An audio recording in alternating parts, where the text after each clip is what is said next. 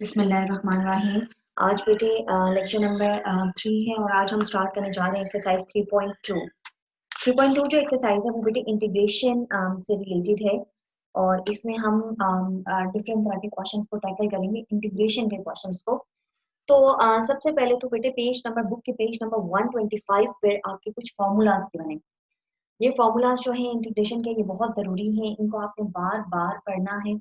जब भी कोई क्वेश्चन करेंगे तो हम इन्हीं फॉर्मूलाज की मदद से करेंगे। तो इनको आपने ये फॉर्मूलाज आपको चैप्टर के एंड तक याद हो जाने चाहिए, ठीक है। चैप्टर के एंड तक आप कोशिश करेंगे आपको ये फॉर्मूलाज याद होंगे, जैसे कि डेरिवेटिव्स के होते थे, डिफरेंशिएशन के फॉर्मूलाज होते थे। तो ये जब तक आपको मेमोराइज नहीं होंगे आप तब तक डिफरेंट इंटीग्रेशन नहीं कर सकते। तो जैसे-जैसे आप साथ-साथ क्वेश्चंस को प्रैक्टिस करेंगे तो वैसे-वैसे भी आपको ये फॉर्मूला साथ-साथ खुद भी याद होते जाएँगे और मैं कोशिश करूँगी कि हम लोग क्वेश्चन नंबर 125 के तमाम फॉर्मूलाज़ हैं जिनकी मदद से आपने हेल्प लेनी है और एक वैसे पेज नंबर 130 पे जो एक्सरसाइज 3.2 है जो कि हम करने जा रहे हैं, इसमें काफ़ी तरह के क्वेश्चंस गिवन हैं। तो मैं कोशिश करूँगी कि मैं मुख्तलिफ तरह के क्वेश्चंस आपको करवाऊँ और साथ-साथ जैसे-जैसे हम क्वेश्चन करते जाएँगे तो आपको ये जो टेक्निक से ये क्लियर होती जाएँगी और फॉर्मूलाज़ भी हम यूज़ करते जाएँगे कि कौन-कौन से करने हैं। सबसे पहले बेटे अंडरलाइन कर लीजिए, सॉरी टिक टिक मार्क कर लीजिए कि आपके जो सिलेबस है, जो कोर्स है, उसमें आपके कितने क्वेश्चंस इंक्लूडेड हैं और कितने क्वेश्चंस एक्सक्लूडेड हैं। क्वेश्चन नंबर 1 जो है, क्वेश्चन नंबर 1 का पार्ट जो इंक्लूडेड है, मैं उनकी बात कर रही हूँ। क्वेश्चन नंबर 1 का पार्ट 1, 3, 4, 6, 8, 10 एंड 11 ये पार्ट्स हैं जो इंक्लूडेड हैं पेपर में। इसके अलावा जो पार्ट्स थे वो शामिल नहीं है। मैं रिपीट कर देती हूँ। क्वेश्चन नंबर 1 का पार्ट 1, 3, 4, 6, 8, 10, 11 और क्वेश्चन नंबर 2 के पार्ट्स जो इंक्लूडेड हैं पेपर में वो है 1, 2, 5, 7, 9, 10, 11, 12, 13। तो क्वेश्चन नंबर 2 के जो पार्ट्स इंक्लूडेड हैं वो है 1, 2, 5, 7, 9, 10, 11, 12, 13। ये टोटल वो पार्ट्स हैं जो कि आपके पेपर्स में आने हैं, जो कि आपके कोर्स में इंक्लूडेड हैं। अब इनमें से हम कोशिश करेंगे कि हम साथ-साथ स्टार्ट करते हैं और हम उन क्वेश्चंस को अटेम्प्ट करेंगे कि जो क्वेश्चंस जो हैं वो डिफरेंट हैं एक-दूसरे से, ताकि आपको मैक्सिमम टेक्निक्स की समझ लग जाए। तो बेटे हम लोग सबसे पहले क्वेश्चन नंबर 1 का पार्ट 3 सॉल्व करने की कोशिश करते हैं। क्वेश्चन नंबर 1 पार्ट 3 हम सॉल्व करने जा रहे हैं।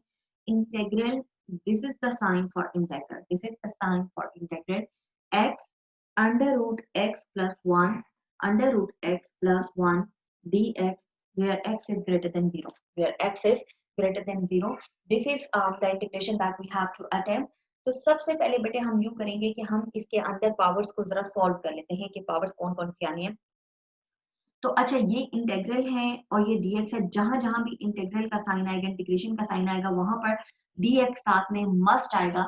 dx is showing that we have to take the integration with respect to the variable x, x के रिस्पेक्ट से इंटीग्रेशन हो रही है, that is why dx is present here। दूसरी बात ये है कि जब जिस स्टेप में आप इंटीग्रेशन कर चुके होंगे, यानी कि जैसे ही जिस स्टेप में आप इंटीग्रेशन करेंगे उसी स्टेप में ये इंटीग्रल का साइन जो है वो रिमूव हो जाया करेगा। इंटीग्रेशन के कुछ जो रूल्स होते हैं वो डिफरेंशिएशन से बिल्कुल उसी जैसे होते हैं। जैसे फॉर इंस्टेंस कि जो हम कहते थे कि अगर एडिशन का साइन है या अगर सब्ट्रैक्शन का साइन है तो आप डेरिवेटिव सेपरेट कर लेते होते थे दोनों टर्म्स पे। और इसी तरीके से अगर यहाँ पर एडिशन का साइन है या सब्ट्रैक्शन का साइन है तो हम इंटीग्रेशन को भी सेपरेट कर सकते हैं दोनों टर्म्स पे। सबसे पहले तो हम जरा इसको अंदर सिंप्लीफाई करने वाले की कोशिश करते हैं। This is the power 1/2 plus 1 dx। Further, it can be written as x power। जब हम इसको मल्टीप्लाई करवाएंगे तो ये बन जाएगी x power 1 plus 1/2। 1 plus 1/2 means power 3/2 plus x, power 3/2 plus x। अच्छा, यहाँ तक बेटे हमने सिंप्लीफाई करवा लिया है। अब देखिए, अब हम इस इंटीग्रल को सेपरेट कर सकते हैं क्योंकि दरमियान में एडिशन का साइन आ गया है। अगर सब्ट्रैक्शन का साइन भी आएगा तो आप इसको सेपरेट कर सकते हैं, x dx। ये हमने दोनों टर्म्स पर इंटीग्रेशन को सेपरेट कर लिया है। ये काम बेटे हम तब तक कर सकते हैं कि जब जब यहाँ पर एडिशन आ रही होगी दरमियान में या फिर यहाँ पे सब्ट्रैक्शन आ रही होगी। अब हमारे पास यहाँ पर अप्लाई होगा पावर रूल। हम पावर रूल लगाने जा रहे हैं। डेरिवेटिव के केस में पावर रूल क्या होता था कि आपके पास एक पावर जो होती थी वो सब्ट्रैक्ट हो रही होती थी, और लेकिन यहाँ पर क्या होगा कि यहाँ पर पावर सब्ट्रैक्ट नहीं होती है बल्कि यहाँ पर एक पावर ऐड होगी। It will become x power 3/2 plus 1, और जो भी पावर है और उसमें 1 ऐड करके वही चीज हमारे पास डिनोमिनेटर में आएगी। This is the power rule for integration. This is the power rule for integration. तो अभी तक बेटे हम दो चीजें देख चुके हैं। नंबर वन कि जब भी एडिशन सब्ट्रैक्शन के साथ 3 टर्म्स आ जाती हैं, 4 टर्म्स आ जाती हैं, तो आप इंटीग्रल को सेपरेट कर लेंगे। नंबर टू, जब भी आपके पास जो पावर आती है, आप पावर रूल कैसे लगाएंगे कि आप उसमें 1 को ऐड करके डिनोमिनेटर में उसी पावर को लिख लेते हैं। यहाँ पर भी देखिए पावर 1 थी तो 1 में 1 को ऐड करके हमने डिनोमिनेटर में उसी पावर को लिख लिया। It will become x power 5/2 divided by 5/2 plus x power 2 divided by 2 plus x power 2 divided by 2। जो चीज हम यहाँ पर स्किप कर गए हैं वो चीज ये होती है कि जब भी यहाँ पर हम इंटीग्रेशन करते हैं, जब भी हम इंटीग्रेशन करते हैं तो इंटीग्रेशन जिस स्टेप में होती है, यानी कि इस स्टेप में हमने इंटीग्रेशन की है तो इंटीग्रल का साइन रिमूव हो गया है। इंटीग्रल का साइन रिमूव होते साथ ही यहाँ पर एक ऐड हो जाता है कांस्टेंट। एक कांस्टेंट ऐड हो जाता है जिसको हम नाम देते हैं सी का, जिसको हम नाम देते हैं सी का। इसे हम बोलते हैं कांस्टेंट ऑफ इंटीग्रेशन। ये कांस्टेंट क्यों ऐड होता है? क्योंकि बेटे देखिए जब आप इस टर्म का डेरिवेटिव, कांस्टेंट का डेरिवेटिव लेते हैं तो वो क्या हो जाता है? जीरो, तो वो गायब हो जाता है। इंटीग्रेशन में वही कांस्टेंट आपके पास वापस आ जाता है। उसकी वैल्यू हमें नहीं पता होती कि इसकी वैल्यू 10 थी, 7 थी, 5 थी, इसको हम सी ही लिखते हैं। अब यहाँ पर दो दफा इंटीग्रेशन, आप चाहें तो आप फर्स्ट इंटीग्रेशन के साथ C1 को ऐड कर लेंगे, सेकंड इंटीग्रेशन के साथ C2 को ऐड कर लेंगे, और अगले स्टेप में C1 और C2 को ऐड करके क्या लिख देंगे? C। ठीक है, because one constant plus other constant becomes a new constant. But if you want तो आप ऐसे भी कर सकते हैं कि आप दो कांस्टेंट्स इधर ऐड करने के बजाय आप जस्ट एक कांस्टेंट ऐड कर लें कि इन दोनों को जब हमने इंटीग्रेट किया then we will find this term plus some constant C. ठीक है, और आप चाहें तो आप इस कांस्टेंट का, इसका कांस्टेंट अलग और इसका कांस्टेंट अलग, और अगले स्टेप में मर्ज करके आप सी इसको लिख सकते हैं। ठीक हो गया, तो यहाँ तक हमारे पास ये चीज आ गई। तो हमारे पास जो इसका आंसर आएगा it will become 2/5 x power 5/2 plus 1/2 x square plus c, plus 1/2 x square plus c। तो बेटे इस क्वेश्चन में जो हमने देखा है ये हमारे पास था पावर रूल। अब जो हम नेक्स्ट क्वेश्चन अटेम्प्ट करने जा रहे हैं, नेक्स्ट क्वेश्चन में हम थोड़ी सी सब्स्टिट्यूशन सीखेंगे। ठीक हो गया, कि सब्स्टिट्यूशन की जरूरत हमें क्यों पड़ती है इसमें इंटीग्रेशन के केस में, और सब्स्टिट्यूशन हमने कैसे करनी होती है। तो इसको हम करने जा रहे हैं। इसका हम अटेम्प्ट कर लेते हैं क्वेश्चन नंबर 4। क्वेश्चन नंबर 4 है बेटे, क्वेश्चन नंबर 4 को अगर आप देखें, पार्ट 4 सॉरी, पार्ट 4 में हमने इंटीग्रेशन करनी है 2x प्लस 3, इसकी पावर है बेटे 1/2 एंड dx, 1/2 एंड dx। ठीक हो गया। अब अगर आप देखें तो आपको सिंपली यहाँ पे नजर आ रहा है कि यहाँ पर तो हमने लगाना है पावर रूल। ठीक हो गया, लेकिन पावर रूल से पहले अगर तो x की पावर होती थी तो हम पावर रूल लगा लेते थे, बिकॉज अंदर भी तो हमें सिंप्लीफाई करना पड़ेगा। वो तो सिंपल x की पावर हो तो उसके लिए पावर रूल ही कहता है कि पावर में 1 ऐड हो जाएगा और डिनोमिनेटर में भी वही चीज आ जाएगी। वो सिंपल x की पावर होती थी तो उस वक्त ये रूल होता था। अब तो हमें साथ में इसकी भी इंटीग्रेशन करनी पड़ेगी। तो ये दो काम आ जाएंगे कि हमें एक तो यहाँ पर पावर रूल लगेगा और दूसरा इसकी इंटीग्रेशन भी आ जाएगी। तो हम बेटे क्या कर सकते हैं, अगेन जैसे डेरिवेटिव्स के केस में होता था, इस तरह के केसेस में आपके पास दो ऑप्शन होते हैं। नंबर एक कि आप क्वेश्चन को डायरेक्ट सॉल्व कर लें विदाउट सब्स्टिट्यूशन। वो काम आप तब कर सकते हैं कि जब आप बहुत ज्यादा प्रैक्टिस कर चुके होंगे, जब आपको बहुत ज्यादा समझ आ चुकी होगी। लेकिन अगर आप बिगिनर हैं, जैसे कि इस केस में कि अभी अभी आपने इंटीग्रेशन स्टार्ट की है, तो बेटर है कि आप यहाँ पर सब्स्टिट्यूशन करें। अब सब्स्टिट्यूशन कैसे करते हैं? लेट हम एक न्यू वेरिएबल को हम इंट्रोड्यूस करवाते हैं। Let u is equal to 2x plus 3। ठीक हो गया, हम u को इस पूरे का नाम दे देते हैं ताकि u की ये पावर बन जाए और हम u पे सिंपली क्या लगा लें? पावर हो। अब जब u is equal to this thing है, then we will take the derivative du by dx। तो ये क्या आ जाएगा?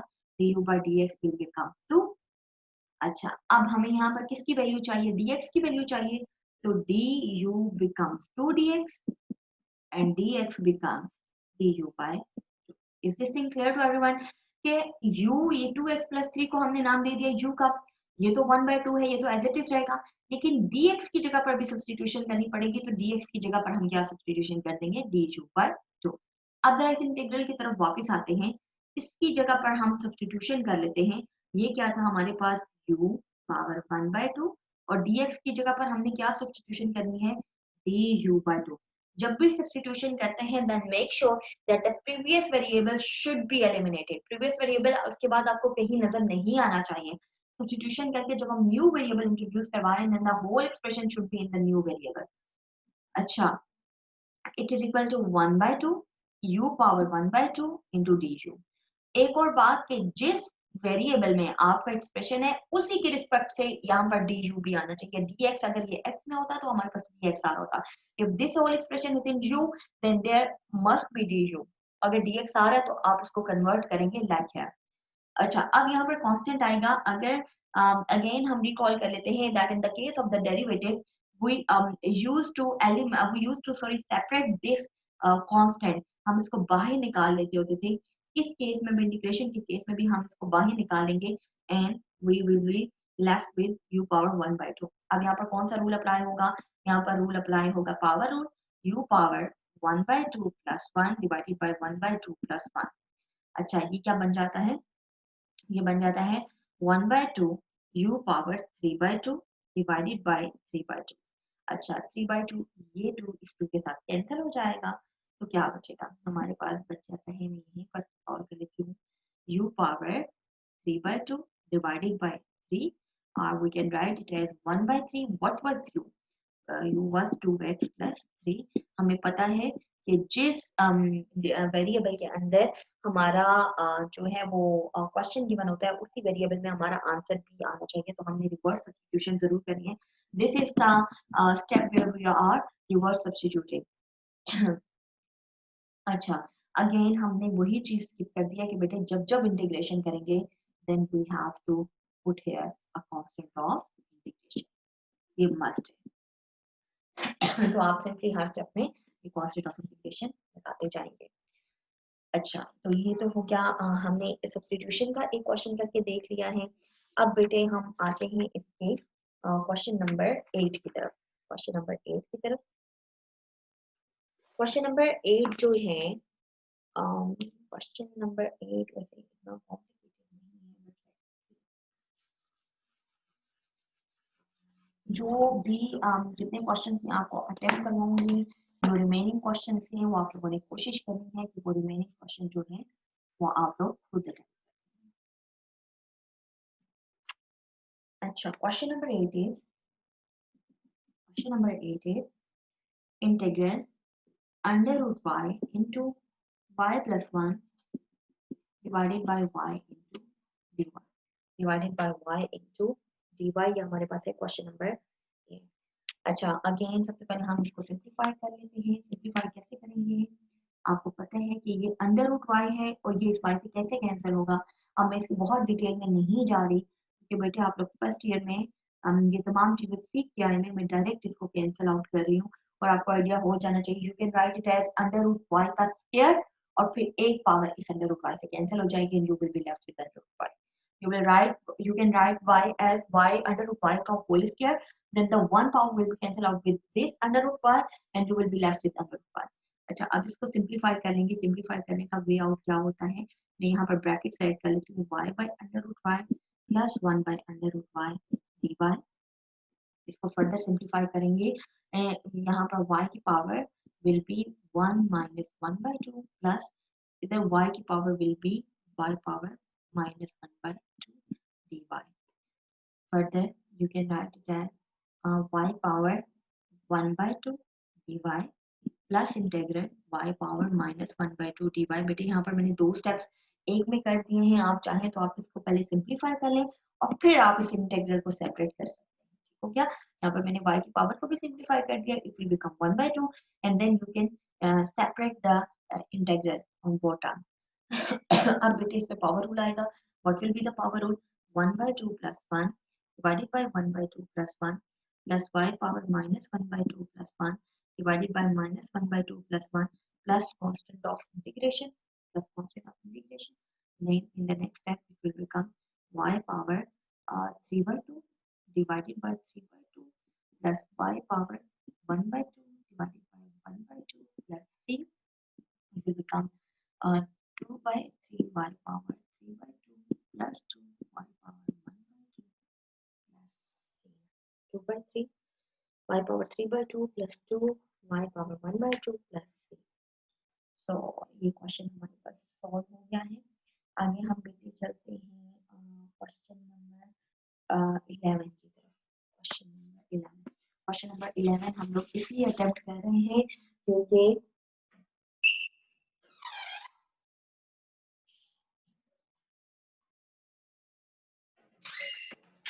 क्वेश्चन नंबर 11 जो है वो एक्सपोनेंशियल को इन्वॉल्व कर रहा है। एक्सपोनेंशियल का डेरिवेटिव और इंटीग्रेशन क्या होती है? एक्सपोनेंशियल का डेरिवेटिव और इंटीग्रेशन क्या होती है? डेरिवेटिव के केस में आपने देखा था कि e पावर x की का जो डेरिवेटिव होता है वो e पावर x ही होता है। e पावर x का डेरिवेटिव e पावर x ही होता है। बट आपने देखा था कि अगर e पावर 2x आ जाता है तो फिर हम कैसे डेरिवेटिव लेते होते थे कि e पावर 2x का डेरिवेटिव e पावर 2x हो जाएगा और साथ में 2x का डेरिवेटिव आता था, 2x का डेरिवेटिव होता था हमारे पास 2, ठीक है? तो वो एक्सपोनेंशियल के साथ आ जाता था। लेकिन इस केस में चीजें, इंटीग्रेशन के केस में चीजें बिल्कुल रिवर्स हो जाती हैं। आपके पास e पावर x की इंटीग्रेशन तो e पावर x ही आएगी, लेकिन e पावर 2x की इंटीग्रेशन क्या आएगी? e power 2x divided by 2। वो जो 2 साथ में आता था डिफरेंशिएशन के केस में, वो इस केस में डिवाइड में आ जाएगा, डिनोमिनेटर में आ जाएगा। Question 11, what is the integral e power, the integral is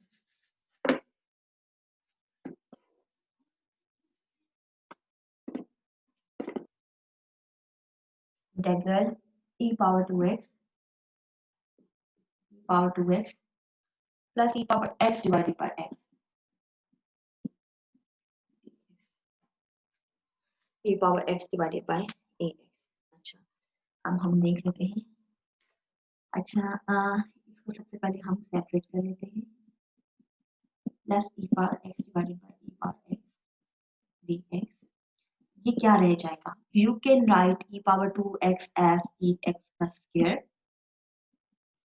You can write e power 2x as e power x का square. Then one power will be cancelled out and you will be left with e power x plus 1. Now separating the integral plus integral 1 dx. What will be the integration of ex? बेटे मैंने आपको बताया कि e power x का derivative भी e power x होता था और e power x की इंटीग्रेशन भी क्या होती है? e power x। 1 की इंटीग्रेशन क्या होती है? The integration of 1 is x. Why the integration of 1 is x? कैसे पता चलेगा? You can write 1 as x power 0.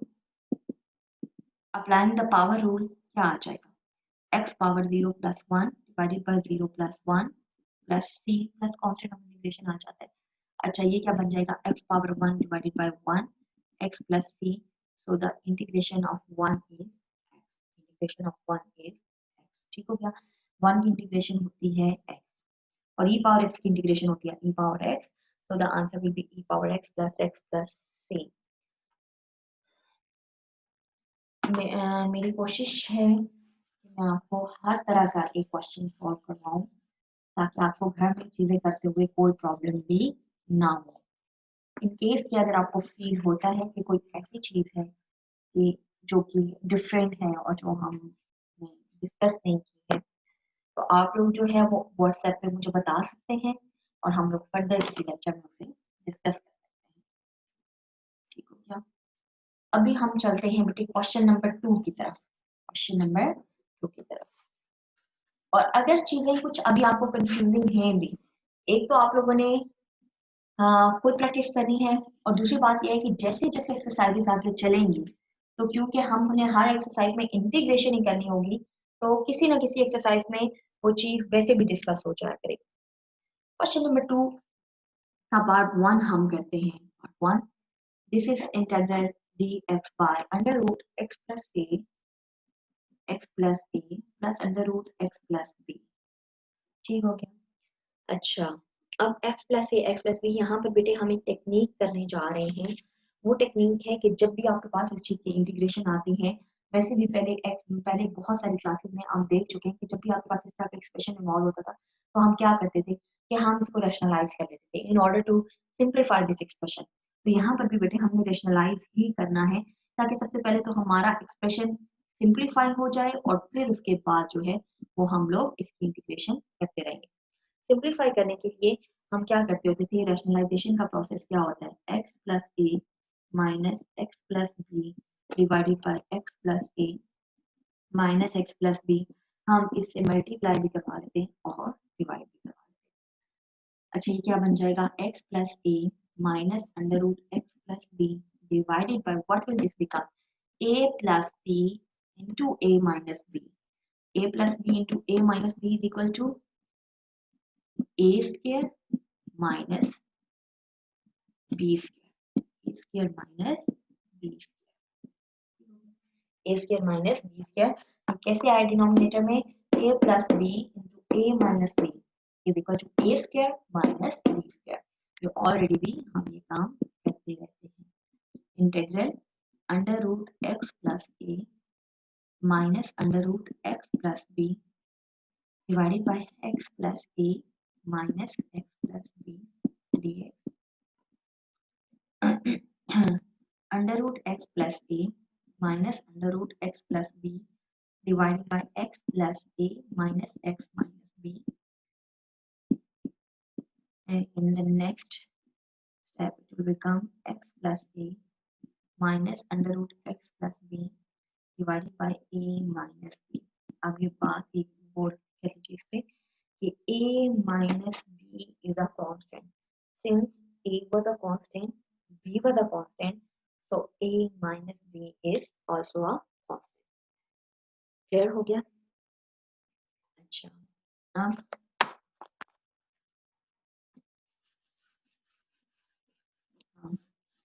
जो हमारा स्टेप आया है,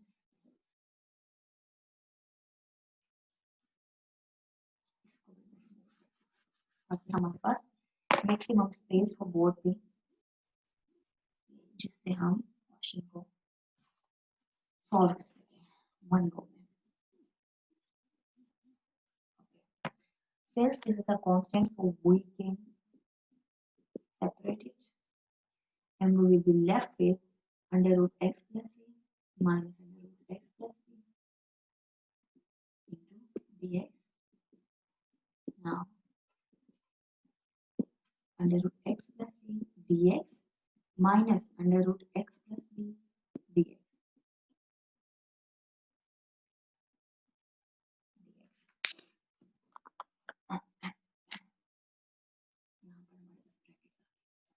अच्छा अब हमें इंटीग्रेशन करनी है 1 by a minus b, 1 by a minus b into this integration x plus a whole power 1 by 2 dx minus integration x plus b whole power 1 by 2 dx। ठीक हो गया।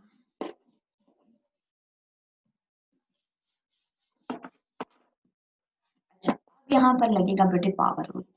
पावर रूल क्या होता था, अभी तक हमने पावर रूल पढ़ा था x पावर 1 by 2 के लिए, या के तो हम सिंपली पावर रूल लगा देते थे। जब हमारे पास x की जगह पर आया था 2x plus 3, तो हमने इसमें क्या किया था कि हमने उसको किया था बाय सब्स्टिट्यूशन।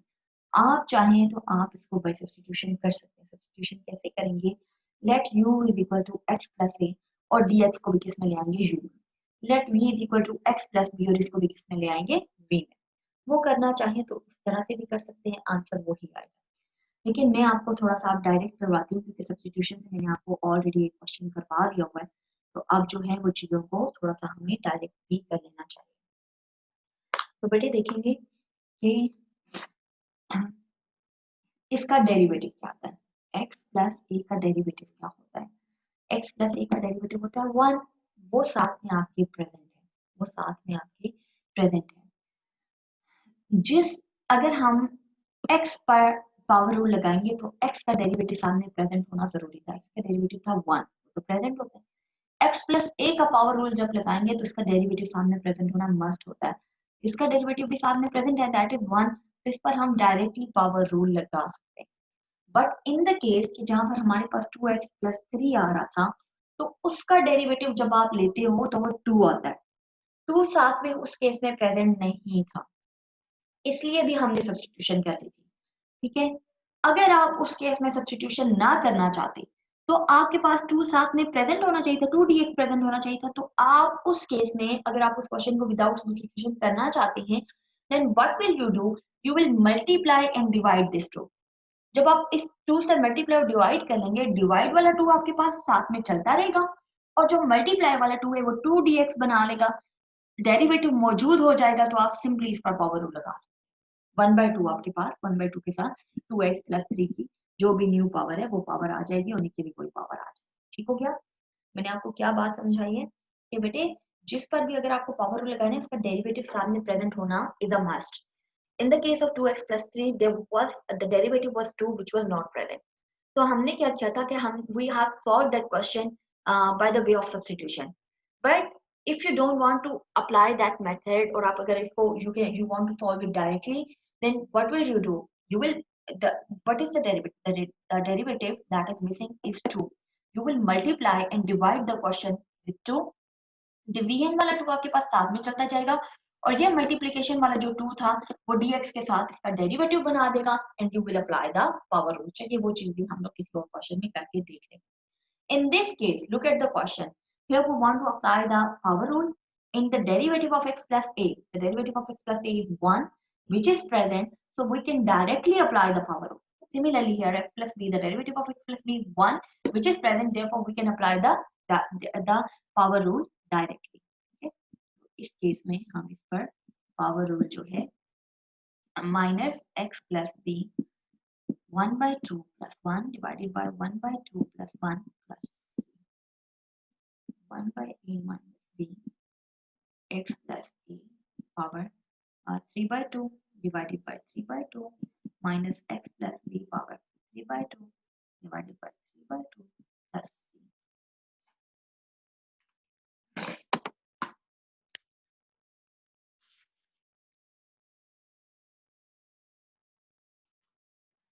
अच्छा, you can name it c1 instead of c. Why? मैं आपको अभी स्टेप में बताऊंगी। 1 by a minus b 2 by 3 x plus a power 3/2 minus 2 by 3 x plus b power 3/2 plus c1। c1 की मान मैं आपको अगले स्टेप में बताऊंगी। इसको बेटे हम यूँ लिख सकते हैं 1/3 a minus b, अंदर क्या रह जाएगा 2x plus a 3/2 minus 2x plus b 3/2 और इसको आखिर में हम नाम दे देंगे c का। इसको यहाँ पर हमने c1 का नाम नहीं दिया। c1 का नाम इसलिए दिया था, यहाँ पर हमने पहले इसको c का नाम दिया था, लेकिन बाद में हमने इसको c1 का नाम दे दिया। Why? Because this was some constant, चाहे हम इसको c का नाम देते c1 का c2 का, हम चाहते हैं कि c का नाम आखिरी क्वेश्चन आखिरी स्टेप में आए, जो कि आंसर वाला स्टेप है उसमें हमारे पास c है। उससे पहले चाहे c1 आता रहे c2 आता रहे। अब यहाँ पर अगर c1 आएगा तो जब हम इसको ब्रैकेट से बाहर लेकर आएंगे, ऑब्वियसली कि यहाँ पर जो इसके साथ मल्टीप्लाई हो रहा है तो वो c1 है। जब मल्टीप्लाई होने के बाद वो बाहर आएगा, the value will be change, तो इसीलिए हमने पहले इसको c1 का नाम दिया और जिस स्टेप में हम इसे ब्रैकेट से बाहर लेकर आए तो उस स्टेप में हमने इसको क्या नाम दे दिया c। जब ये ब्रैकेट से बाहर आना था the value will be change, तो इसीलिए हमने पहले इसको c1 का नाम दे दिया और उसके बाद जब ये ब्रैकेट से बाहर आया then the value will be c2, then the value will be c2। ठीक हो गया? अब हम इसी के सेकंड पार्ट की तरफ चलते हैं, जिसको हम एक और तरह से इस पर एक और टेक्निक हम अप्लाई करेंगे और वो टेक्निक भी आपके पास इंटीग्रेशन के खासे क्वेश्चंस में वो टेक्निक आपकी अप्लाई होगी फर्दर। तो हम उस टेक्निक को भी सीख लेते हैं। एक अभी तक हमने रैशनलाइजेशन का मेथड पढ़ा है, एक सब्स्टिट्यूशन पढ़ी है और इसके अलावा हम पावर रूल अप्लाई कर रहे हैं और अभी हम एक और टेक्निक पढ़ने जा रहे हैं जो कि आगे इंटीग्रेशन के खासे क्वेश्चंस में वो टेक्निक इस्तेमाल होगी। अच्छा, क्वेश्चन नंबर 2 हम अटेम्प्ट करना चाहेंगे।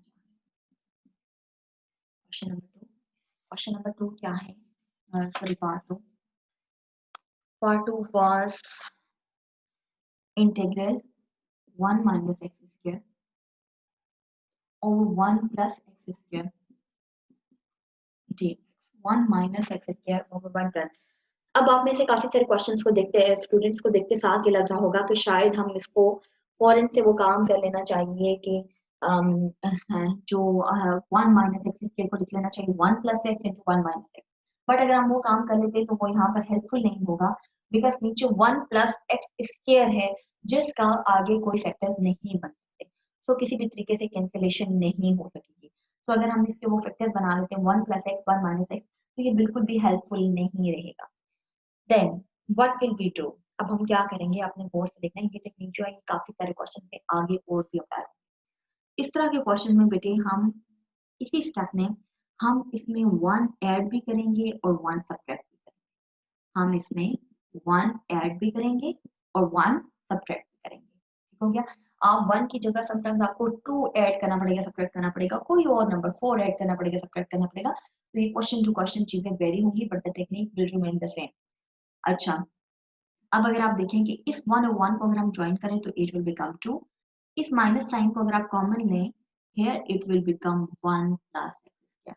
तो बेटे जो 1 को ऐड और सब्ट्रैक्ट करने का मकसद था वो ये था कि 1 प्लस एक्स स्क्वायर माइनस 1 जब आया तो माइनस कॉमन होके here we are left with 1 plus x square, और एक टर्म में 1 plus x square 1 plus x square के साथ कैंसिल हो जाएगा। अब अगर आप इसको सेपरेट करें तो ये क्या बन जाएगा, 2 over 1 plus x square minus 1 plus x square over 1 plus x square.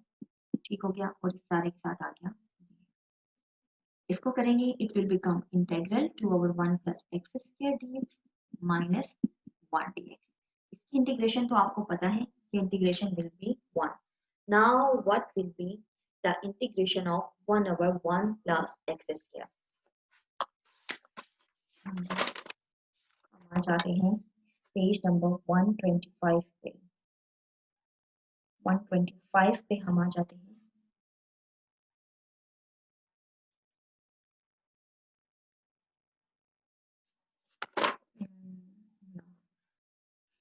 Not mention over here, यहाँ पर इसको मेंशन नहीं किया गया है, तो मैं आपको, चलिए मैं आपको क्वेश्चन के थ्रू बता देती हूँ। 2 को हम निकालेंगे बाहर, 2 को हम निकालते हैं बाहर। ठीक हो गया, इसकी इंटीग्रेशन, चलिए इसकी भी इंटीग्रेशन अभी हम नहीं करें, हम दोनों इंटीग्रेशन को एक ही स्टेप में करेंगे। 1 over 1 plus x square dx, 1 over 1 plus x square dx का इंटीग्रल, इसकी इंटीग्रेशन होती है बेटे tan इनवर्स ऑफ, इसकी इंटीग्रेशन होती है tan inverse of 1 over 1 plus x square dx, इसकी इंटीग्रेशन होती है tan inverse of x।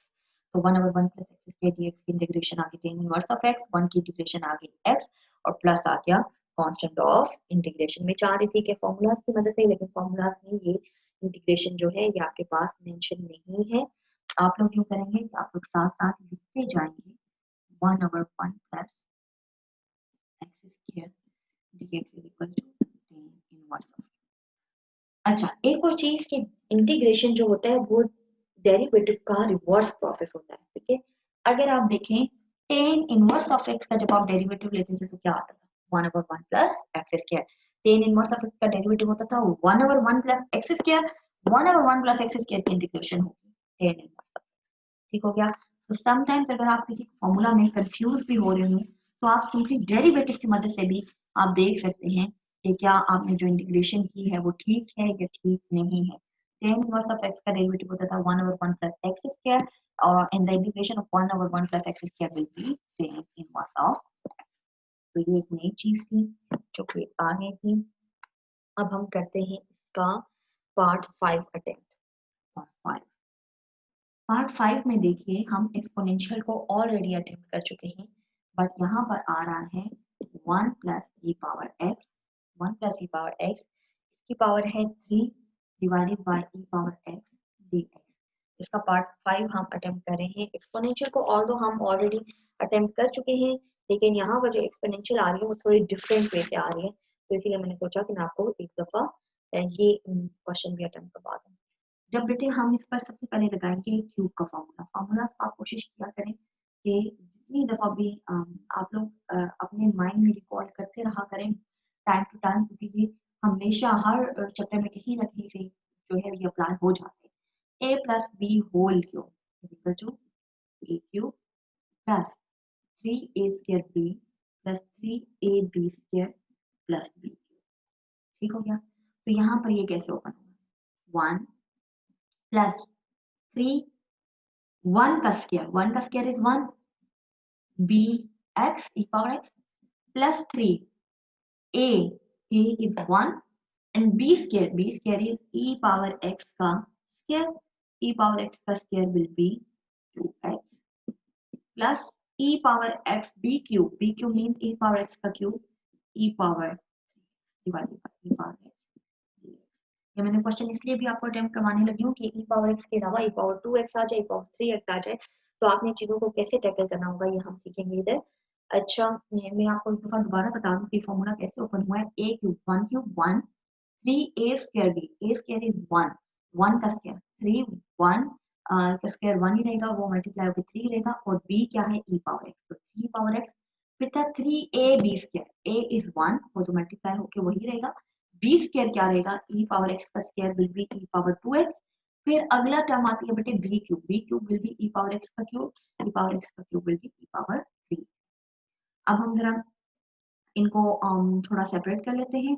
Separate करेंगे क्या आएगा 1 over e power x plus 3 e power x divided by e power x plus 3 e power 2x divided bye e power x। अब अगले step में एक एक पावर जो है वो इसकी कैंसिल होती जाएगी। हो गया, it will be 1 over e power x। अच्छा this will be 3 e power x cancel out हो जाएंगे, e power 2x means e power x का स्क्वायर, तो एक पावर जो है वो कैंसिल आउट हो जाएगी and you will be left with 1 power, और e power 3x means e power x का cube, 1 power will cancel out and you will be left with e power 2x। in the next step 1 over e power x dx plus integral 3 dx plus integral 3 e power x dx plus integral e power 2x dx। ठीक हो गया। अब अच्छा इसमें बल्कि हमें further इसको यूं सिंपलीफाई करें तो e power minus x dx, ठीक है, इस पावर को जब हम ऊपर लेके जाएंगे it will become minus x plus 3 integral 1 dx। अब इस स्टेप में मैं बेटे कांस्टेंट्स को बाहर निकाल रही हूँ, ठीक है, 3 e power x dx plus integral e power 2x dx। ठीक हो गया। What will B integration of, e power x की इंटीग्रेशन होती थी e पावर x। सबसे पहले हम डेरिवेटिव को थोड़ा रिवाइज कर लेते हैं। डेरिवेटिव क्या होता था, डेरिवेटिव के केस में बेटे अगर आपको याद हो तो e पावर x का डेरिवेटिव होता था e पावर x, लेकिन जब आप e पावर 2x का डेरिवेटिव लेते थे तब आप ये लेते थे derivative of e power 2x, तो वो क्या आता था e power 2x as it is और साथ में उसका डेरिवेटिव आ जाता था 2x का डेरिवेटिव आ जाता था 2। इंटीग्रेशन का केस उससे उलट होता है। आपने पावर रूल में भी देखा था डेरिवेटिव के केस में पावर साथ में आ रही होती है, लेकिन इंटीग्रेशन के केस में वही पावर नीचे मूव कर जाती है। डेरिवेटिव के केस में पावर में 1 सब्ट्रैक्ट हो रहा होता था, इंटीग्रेशन के केस में 1 ऐड हो जाता है। हमेशा डेरिवेटिव में आपके पास जो पावर का डेरिवेटिव साथ आता है इंटीग्रेशन में वही जो डेरिवेटिव होता है वो नीचे मूव कर जाता है। ठीक है, तो e पावर 2x की इंटीग्रेशन अगर आप देखेंगे तो वो क्या बन जाएगी e power 2x divided by 2। ठीक हो गया, e पावर 2x। इसी तरीके से अगर आप e पावर 3x की इंटीग्रेशन की बात करेंगे then the derivative of 3x वो क्या हो जाएगा 3 वो नीचे मूव कर जाएगा। ठीक हो गया। अच्छा तो e पावर माइनस एक्स का इंटीग्रेशन क्या होगी e पावर माइनस एक्स। अब इसका जो डेरिवेटिव है what is the derivative of minus x is -1 वो नीचे आ गया है plus 3 what is the integration of 1 x plus 3 e power x का डेरिवेटिव क्या होता है e power x plus e power 2x का डेरिवेटिव क्या sorry integration e power 2x की इंटीग्रेशन क्या होगी e power 2x divided by 2 plus 3। हम दोबारा से देख लेते हैं एक दफा इस स्टेप को कि ये हमारे पास कैसे आया है। e पावर माइनस एक्स साथ में डेरिवेटिव ऑफ माइनस एक्स नीचे आ जाएगा -1 प्लस 3 1 का integration x plus 3 e power x का integration e power x plus e power 2x का इंटीग्रेशन क्या आएगी e पावर 2x की इंटीग्रेशन होगी e power 2x divided bye derivative आएगा 2x का, derivative of 2x is 2 plus constant of integration. तो ये बेटे अच्छा ये -1 जो है इसको नेक्स्ट स्टेप में आप लिख सकते हैं minus e power minus, you can write it as minus e power minus x आगे वही रहेगा +3x plus 3 power x plus e power 2x divided by 2 plus c। तो ये हो गया बेटे आपके पास। एक्सपोनेंशियल में भी अभी हमने सीख लिया है कि एक्सपोनेंशियल में अगर पावर थोड़ी सी कॉम्प्लिकेटेड हो जाए तो आप इस चीज को कैसे टैकल करेंगे। Now we will turn word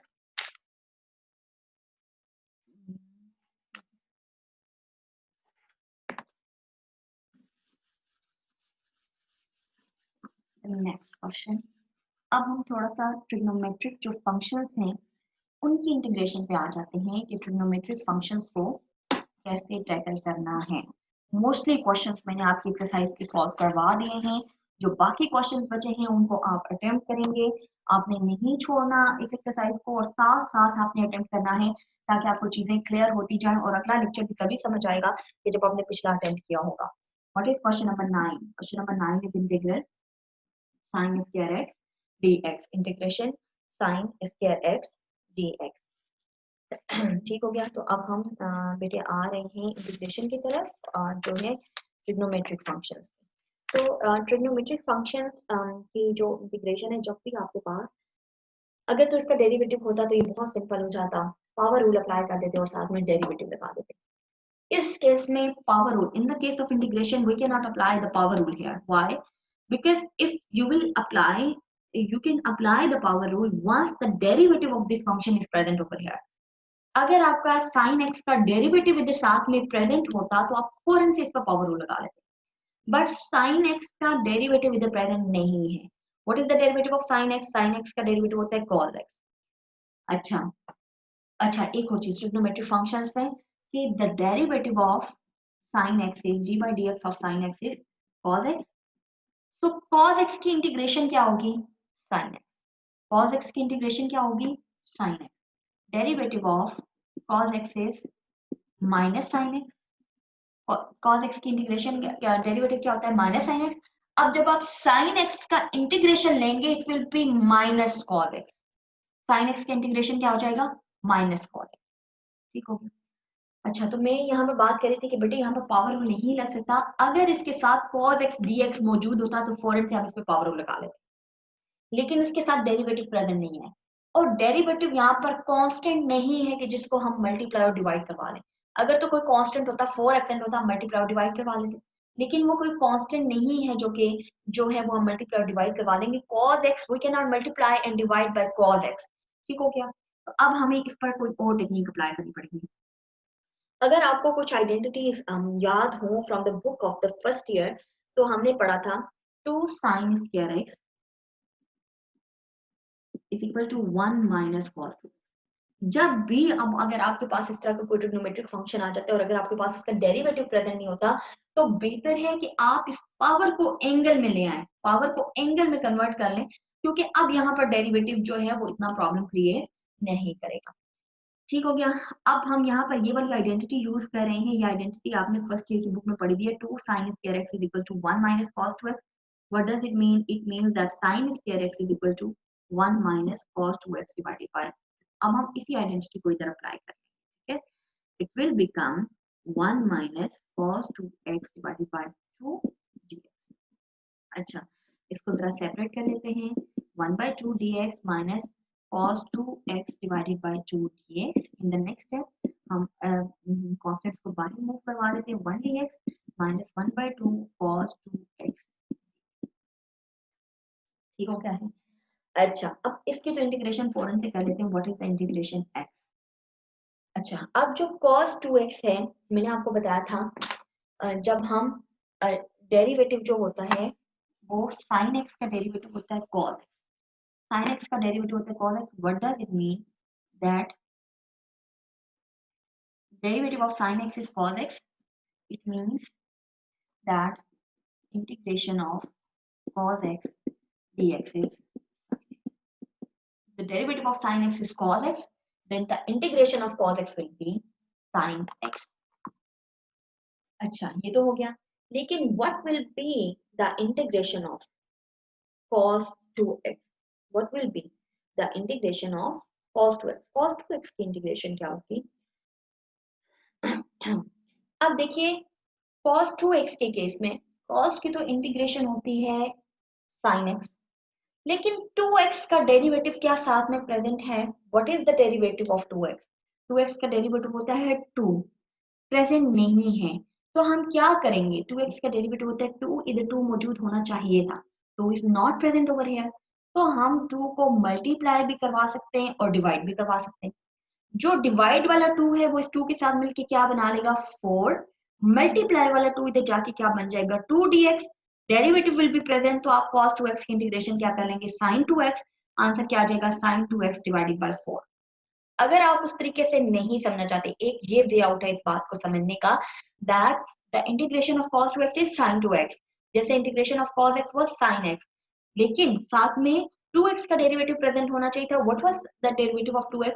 2, 2 मौजूद नहीं है इधर, तो 2 को हम मल्टीप्लाई भी करवाएंगे, डिवाइड भी करवाएंगे। The division the 2 that is divided over here will become 4, इसके साथ मल्टीप्लाई होके वो 4 बन जाएगा, और मल्टीप्लिकेशन वाला 2 इसके साथ डेरिवेटिव बना देगा, तो इंटीग्रेशन क्या आ जाएगी? sin 2x divided bye 4। एक तो ये वे आउट है बात को समझने का। अगर आप इस तरह से नहीं करना चाहते, then simply what will you say, जैसे हमने एक्सपोनेंशियल के केस में किया था, कि अगर आपके पास एंगल चेंज हो जाता है या चीजें x की बजाय 2x आ जाता है, 3x आ जाता है, व्हाट विल यू डू कि आप उसका डेरिवेटिव को, जो 2x का डेरिवेटिव होता है 2, आप उसको डिनोमिनेटर में लिख देंगे। इंटीग्रेशन लेते वक्त आप उसको डिनोमिनेटर में लिख लेंगे। जैसे ये क्या बन जाएगा? What is the integration of sin 2x? 1/2 तो ये which is है ना। What is the integration of cos 2x? Cos 2x integration of cos 2x will be sin 2x divided by 2। बेटे मैंने कैसे किया है, मैंने आपको बताया कि अगर आपको उस तरह से नहीं समझ में आता तो आप क्या करेंगे कि जैसे हमने एक्सपोनेंशियल के केस में किया था, कि जब भी आप इंटीग्रेशन करेंगे, अगर आपके पास x की जगह 2x आ जाता है, 3x आ जाता है, 4x आ जाता है, तो आप क्या करते होते हैं कि उसका जो डेरिवेटिव होता है, जब आप 5x का डेरिवेटिव लेते हैं, 2x का डेरिवेटिव लेते हैं, 2x का डेरिवेटिव इज 2, तो आपने इंटीग्रेशन के बाद उस 2 को डिनोमिनेटर में लिख देना होता है। जैसे e पावर 2x की इंटीग्रेशन हमने की थी, पावर 2x डिवाइडेड बाय 2, तो cos 2x की इंटीग्रेशन हो जाएगी sin 2x divided by 2। It will be 1/2 x minus 1/4 sin 2x। तो ये होगी है इंटीग्रेशन। इसको समझने के दो तरीके थे, या तो आप डेरिवेटिव साथ में बना सकते हैं, वो बनाना चाहें तो आपको मल्टीप्लाई डिवाइड करना पड़ेगा कांस्टेंट को।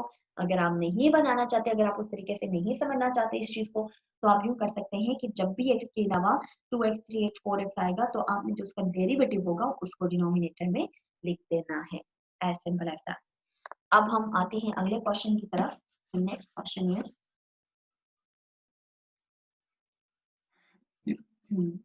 the next question is page number 125।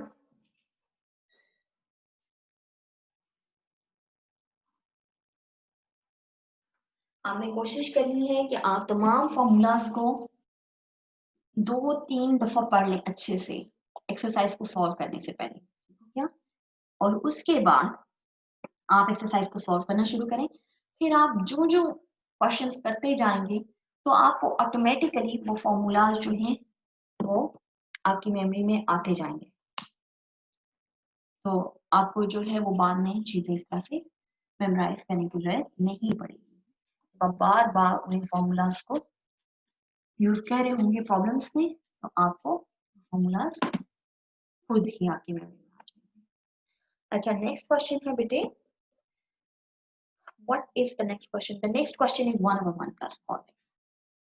1/1 plus cos x, ये क्वेश्चन है जिसको हम इसके बाद अटेम्प्ट करने जा रहे हैं। This is part number 10।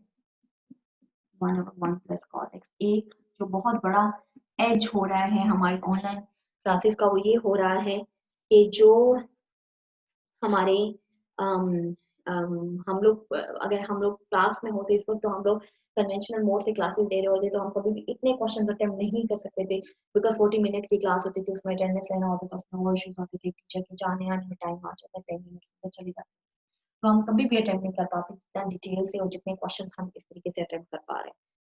So this is quite beneficial for you, तो आप लोगों ने इसका बहुत फायदा उठाना है। अच्छा, अब देखिए कि लास्ट टाइम हमने ये किया था कि हमने एंगल को पावर में, सॉरी, पावर को एंगल में कन्वर्ट किया था, और अब इस दफा हम लोग इसको पावर बनाने जा रहे हैं। हम इसमें इसकी रीजन क्या होगी कि हम इसको क्यों ऐसे करेंगे? तो अगर आपको एक आइडेंटिटी याद हो तो वो होती थी 1 plus cos 2 alpha is equal to 2 cos square. ठीक हो गया, अल्फा की जगह मैंने x लिख लिया है। 1 plus cos 2 alpha is equal to 2 cos square alpha. अब यहाँ पर अगर आप इसको चीज को इसके साथ कंपेयर करें तो यहाँ पर इसको 2x बनाने के लिए यहाँ पर क्या प्रेजेंट है? Here it is 1 plus 2 x by 2 1 plus 2 x by 2। अगर आप x को पुट करेंगे x by 2 ये क्या बन जाएगा? If you will put x by 2 over here तो ये क्या बन जाएगा? 2x square x by 2। ये क्या आ जाएगा? 1 plus cos ये 2 2 से cancel x is equal to 2 cos square। दोबारा से इस चीज को देख सकते हैं। ये हमने फर्स्ट ईयर में बेटे आइडेंटिटी पढ़ी थी। आइडेंटिटी क्या थी? 1 plus cos 2 alpha is equal to 2 cos square alpha. Alpha हो जाएगा x हो जाएगा, एक ही बात है। अब यहाँ पर आपके पास 2x प्रेजेंट नहीं है, सिर्फ x मौजूद है, तो आप क्या करेंगे? You will replace x by 2। x by 2 से जब आप रिप्लेस करेंगे तो ये 2 इस 2 के साथ आपका क्या हो जाएगा? Cancel out.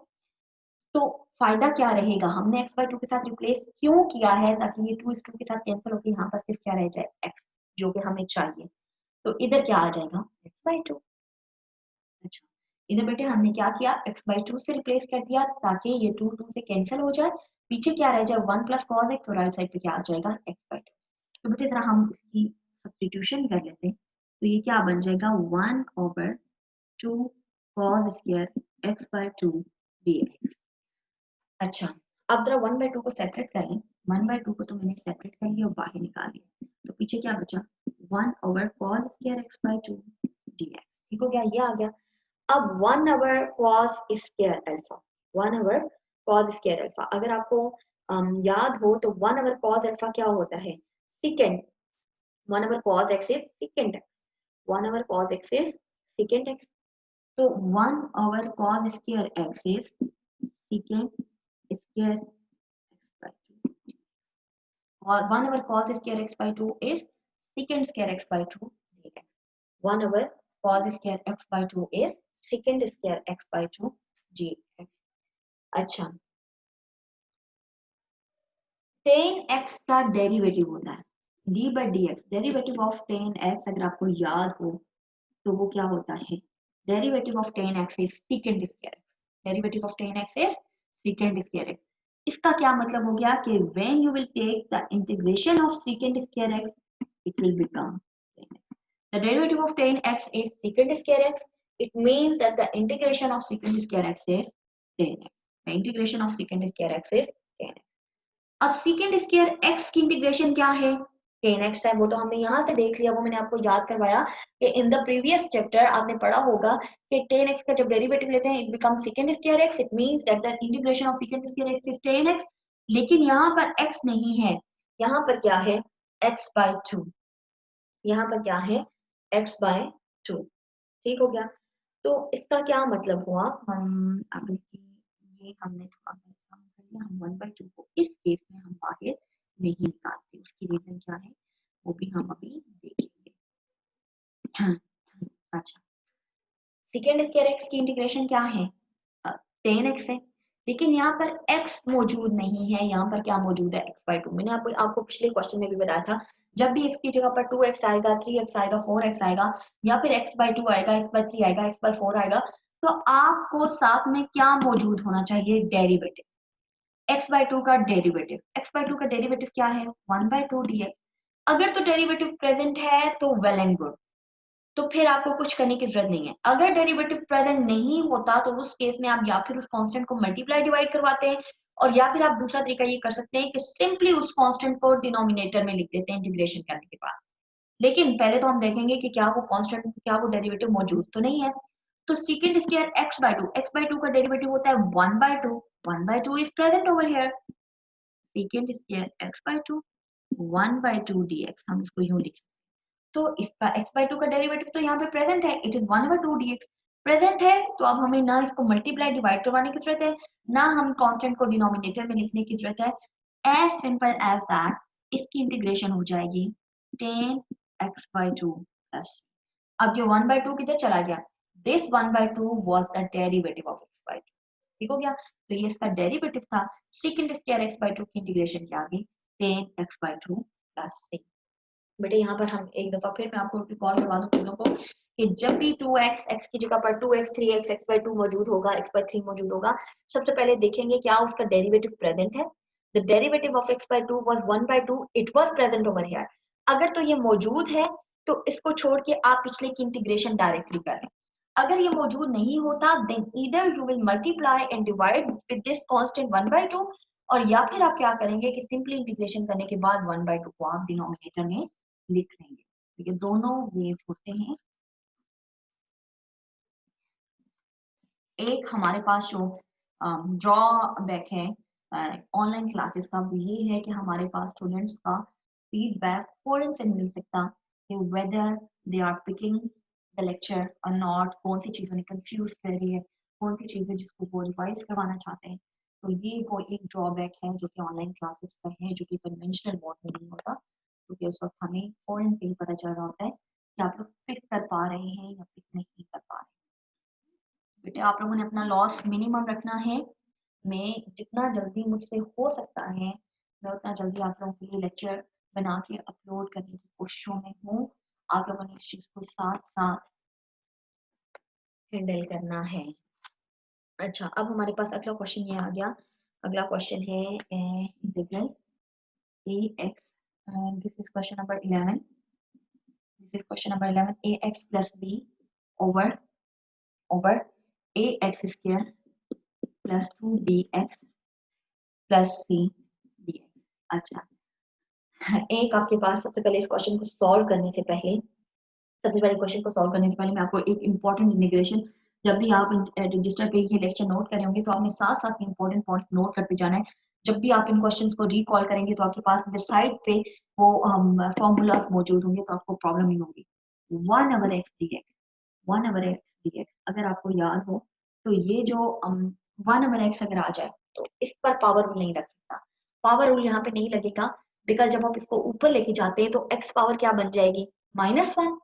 x पावर जब -1 बनती है तो अगर आप उसमें +1 ऐड करेंगे और उससे डिवाइड भी कर देंगे तो क्या बन जाएगा, x पावर -1 + 1, क्या मतलब x power 0 divided by -1 + 1 divided by 0। तो आपको पता है कि 0 क्योंकि डिनोमिनेटर में नहीं आ सकता, so the power rule fails over here. इस पर पावर रूल नहीं अप्लाई हो सकता। व्हाई, बिकॉज पावर -1 है, जब आप उसमें +1 ऐड करोगे और डिनोमिनेटर में लिखोगे it will become 0। 0 can not be the denominator, therefore we cannot apply the power rule over here।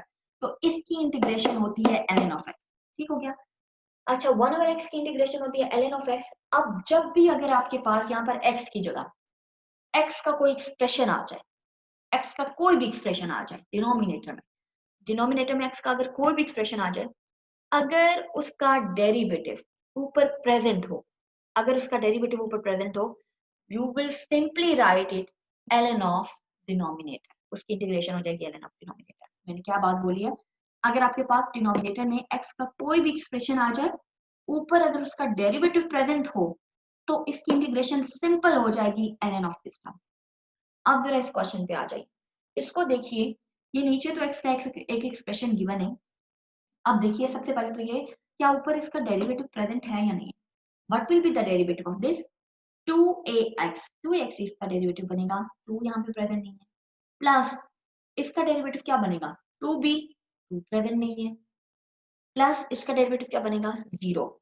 तो बेटे इन दोनों टर्म्स के साथ क्या मिसिंग है कि जिसको हम जब मल्टीप्लाई करवाएंगे तो डेरिवेटिव बन जाएगा, इन दोनों टर्म्स के साथ मिसिंग है 1, 2 मिसिंग है। तो हम क्या करते हैं, हम 2 को मल्टीप्लाई भी करवा लेते हैं और डिवाइड भी करवा लेते हैं। इसका मकसद क्या था, ताकि ऊपर हमारे पास डेरिवेटिव मौजूद हो जाए।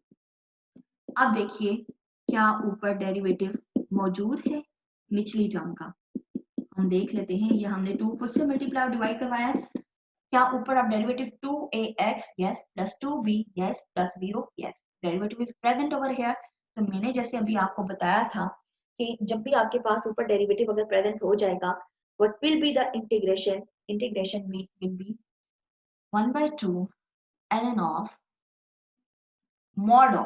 मॉड हमेशा क्यों लिखते हैं, ताकि ln जिस भी चीज का हो, देखिए यहाँ पर भी मैंने मॉड लिखा है कि ln नेगेटिव वैल्यूज का हम ln नहीं ले सकते, हम नेचुरल लॉग नहीं ले सकते, नेगेटिव वैल्यूज का वो डिफाइन नहीं होता। तो ये वैल्यू अगर इसका रिजल्ट नेगेटिव भी है तो हमने मॉड लगा दिया कि ये रिजल्ट मॉड के बाद क्या हो जाएगा, positive. Why? Because ln can not be taken of the negative value, हम श्योर नहीं है कि इसका रिजल्ट नेगेटिव आएगा या पॉजिटिव आएगा। So what ever the result would be, once we place the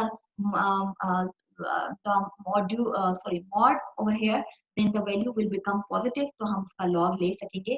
So you will place the mod over here जब भी आपने नेचुरल लॉग लिखना होगा। प्लस इधर हम C1 लिख रहे हैं, C1 आपको अगेन पता है कि C1 हमने क्यों लिखा है, बिकॉज जब हम इसको 1/2 वाली ब्रैकेट से बाहर लेकर आएंगे, it will become C, it will become C बन जाएगा। तो हम इसको अगले स्टेप में लिख सकते हैं 1/2 ln of mod ax square plus 2bx plus c plus, हो गया। तो ये हमारे पास आ गया। सॉरी, बल्कि आप इसको यहाँ पर C2 का नाम दे दें, C का नाम हम इसको यहाँ पर नहीं दे सकते। C का नाम हम इसको यहाँ पे क्यों नहीं दे सकते, C1 पहले था, अब C2 बन गया। C का नाम इसलिए नहीं दे सकते क्योंकि C ऑलरेडी क्वेश्चन में प्रेजेंट है, ठीक है। This is an arbitrary value, this can not be equal to C। ये C तो क्वेश्चन में प्रेजेंट था, तो क्वेश्चन में एक चीज आ गई है तो अब आप दोबारा C नहीं रख सकते, because this is a random value, ये C के इक्वल भी हो सकती है, C से चेंज भी हो सकती है, therefore we will rename it as C2, हम इसको C नहीं लिख रहे। हाँ, अब हम जल्दी से कर लेते हैं एक और टेक्निक। हम दोबारा से ट्रिग्नोमेट्रिक ही क्वेश्चन, ट्रिग्नोमेट्रिक आइडेंटिटीज वाले क्वेश्चन को जो है वो हम एक दफा फिर से सॉल्व करने जा रहे हैं। उसमें आपके पास एक और अप्रोच आ जाएगी कि आपने क्वेश्चन को कैसे अटेम्प्ट करना है। तो आपके पास जो नेक्स्ट क्वेश्चन है बेटे, जरा उसको देख लीजिए कि उसको कैसे सॉल्व करेंगे। What is that question?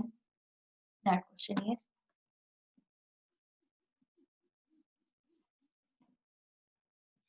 cos 3x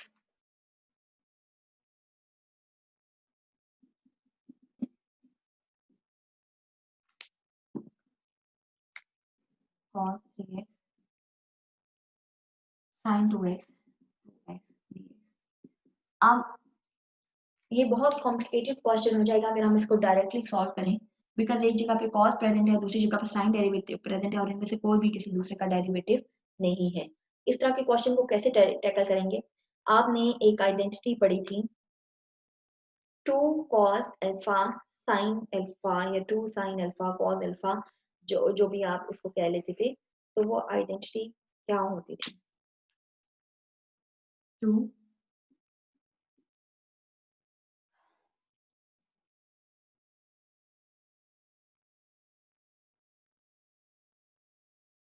cos alpha sin beta is equal to sin alpha plus beta minus sin alpha minus beta. ये आइडेंटिटी हमने पढ़ी होती थी, minus sin alpha minus beta. अगर आप इसको कंपेयर करके if you will place alpha is equal to 3x and beta is equal to 2x, it will become 2 cos 3x sin 2x is equal to sin sin 3x plus 2x minus sin 3x minus 2x. Okay, it will become sin 5x minus sin x. ठीक है, 2 cos 3x sin।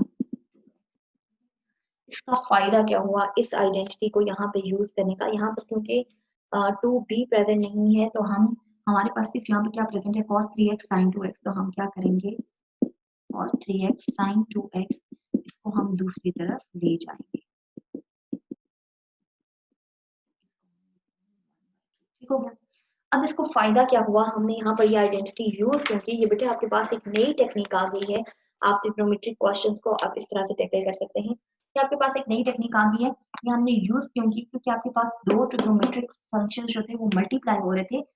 इस technique को apply करने का फायदा ये होगा कि अब आपके पास ये सम में आ जाएंगे और अब हम आसानी से इनकी इंटीग्रेशन कर सकेंगे। It is equal to 1/2 sin 5x dx minus अच्छा 1/2 इंटीग्रेशन 1/2 sin x dx, इसको फर्दर लिखेंगे 1/2 integration 5x dx minus 1/2 integration sin x dx। ठीक है। अच्छा, cos x की इंटीग्रेशन होती है sin x, sin x की इंटीग्रेशन होती है minus cos x, sin x की इंटीग्रेशन क्या होती है माइनस cos 5x, और 5x का डेरिवेटिव क्या होता है 5, ये नीचे आ जाएगा। ठीक हो गया। माइनस 1/2 sin x की इंटीग्रेशन क्या होती है माइनस cos x, x का डेरिवेटिव है 1, वो नीचे लिखने की जरूरत नहीं है। ठीक हो गया। तो ये क्या बनेगा, ये बन जाएगा हमारे पास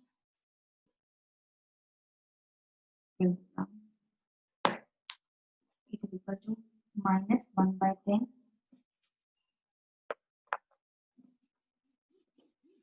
it will become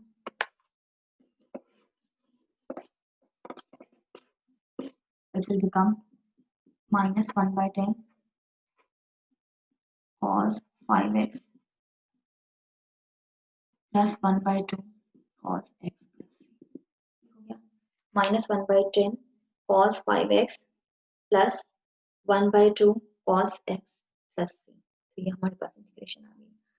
अब हम एक लास्ट क्वेश्चन अटेम्प्ट कर लेते हैं। लास्ट क्वेश्चन,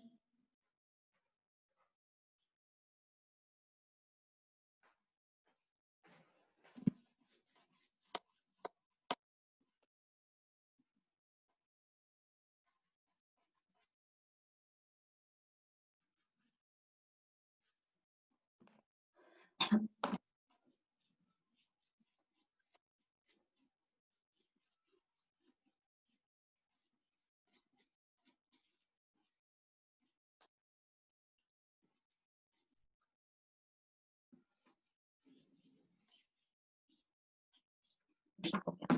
अब हम जरा इसको अटेम्प्ट कर लेते हैं। लास्ट क्वेश्चन है cos 2x minus 1 cos 2x minus 1 divided by cos 2x minus 1 divided by 1 plus cos 2x dx, 1 plus cos 2x dx। Attempt कर लेते हैं जल्दी से। अच्छा, cos 2x minus 1 divided by 1 plus cos 1 plus cos 2x। ठीक हो गया।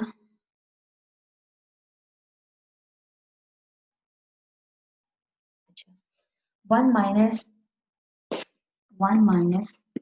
cos 2x is equal to 2 sin x। 1 minus cos 2x is equal to 2 sin square x। अगर आप इन दोनों साइड्स को माइनस से मल्टीप्लाई कर लें तो ये क्या बन जाएगा माइनस 2 sin square x। ये क्या बन जाएगा cos 2x minus 1 is equal to minus 2 sin square x। ये तो हो गया न्यूमरेटर, न्यूमरेटर को हमने ऐसे सॉल्व कर लिया। डिनोमिनेटर के लिए ये एक आइडेंटिटी है, दिस इज आइडेंटिटी नंबर 1 जिसको हम यूज करें। एक और आइडेंटिटी होती है 1 plus cos 2x, 1 plus cos 2x, 1 plus cos 2x किसके इक्वल होता है 2 cos 1 plus cos 2x is equal to 2 cos। तो बेटे ये दो आइडेंटिटीज अगर हम इनको क्वेश्चन में प्लेस करेंगे what will become, it will become minus 2 sin square x divided by 2 cos square x dx। ये 2 इस 2 के साथ कैंसिल हो जाएगा, it will become minus tan square x dx। it will become minus tan square x dx। अब tan square x की integration जो है वो कॉम्प्लिकेटेड होती है। ठीक है, tan square x की इंटीग्रेशन जो है वो इतनी सिंपल नहीं होती, लेकिन tan को हम कन्वर्ट कर सकते हैं सेकंड स्क्वायर में। tan स्क्वायर को किस में कन्वर्ट किया जा सकता है सेकंड स्क्वायर x में, और सेकंड स्क्वायर x की जो इंटीग्रेशन होती है वो खासी सिंपल होती है। तो इसीलिए हम नेक्स्ट स्टेप में क्या करने जा रहे हैं कि हम tan स्क्वायर x को जो है वो कन्वर्ट करेंगे सेकंड स्क्वायर x में। आपको एक आइडेंटिटी याद होगी tan स्क्वायर को सेकंड स्क्वायर x में कन्वर्ट करने के लिए। वो आइडेंटिटी जो होती थी वो हमारे पास क्या होती थी tan square x is equal to tan square x is equal to second square x minus 1। ठीक है, ये भी हमें पता था। इन तमाम आइडेंटिटीज को जो भी हम पिछली फॉर्मूला यूज करें इनको आपने साथ साथ मेंशन करके जाना है ताकि आपको बाद में इशू ना हो। तो tan स्क्वायर x को बेटे हमने क्या लिख लिया सेकंड स्क्वायर x माइनस 1, तो ये क्या बन जाएगा minus second square x minus 1 dx।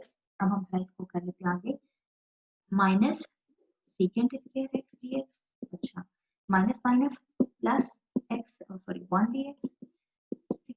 Second x की इंटीग्रेशन क्या होती है, टेन एक्स प्लस 1 की इंटीग्रेशन क्या होती है, एक्स प्लस सी। तो आपके पास इंटीग्रेशन आ जाएगी माइनस टेन एक्स प्लस सी। तो बेटे इस एक्सरसाइज के मोस्टली क्वेश्चंस मैंने सॉल्व करवा दिए, बहुत कम क्वेश्चन है जो मैंने आप लोगों के लिए छोड़े हैं। अब आप लोगों ने साथ साथ इसको अटेम्प्ट कर लेना है और जो है वो 3.2 जो है वो अगले लेक्चर से पहले कोशिश करें कि कंप्लीट हो जाए। इसके साथ ही हम आज का लेक्चर एंड करते हैं और इंशाल्लाह नेक्स्ट लेक्चर में हम जो है वो एक्सरसाइज 3.3 करेंगे।